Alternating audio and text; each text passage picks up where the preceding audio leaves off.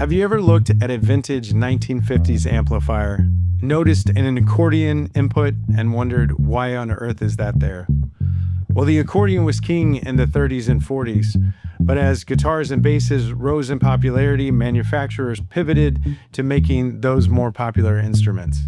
Welcome back to the Tracking House. Today we are checking out our Hagstrom Model 1. Just like those early amplifiers, the story of the Model 1 is very similar. Hagstrom was an accordion manufacturer that started in Sweden in the 1920s, and then in the 50s and 60s pivoted to making guitars and basses. The Hagstrom Model 1 was their flagship bass and was marketed as one of the fastest playing basses that was ever made because it had a really thin neck. So from bellows to bass, this Hagstrom continues that legacy, providing us with snappy, raw, and unmistakably unique bass tones. We love it for its thumpy, nasal forward tone.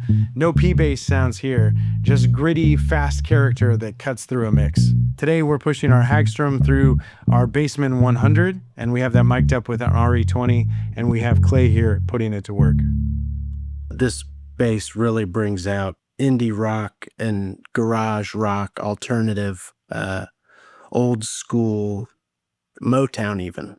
Most of the time if I'm going somewhere to play a song for, singer-songwriter, something like that, it's always a precision bass and it sits well in the mix all the time, plays great, but it doesn't always give you anything too unique just because it sits so well.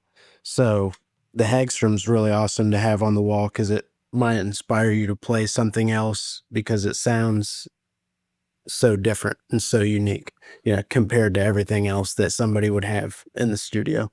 It's very comfortable to play. It's really small. If you play guitar or a smaller type of instrument, it would really be comfortable in your hands.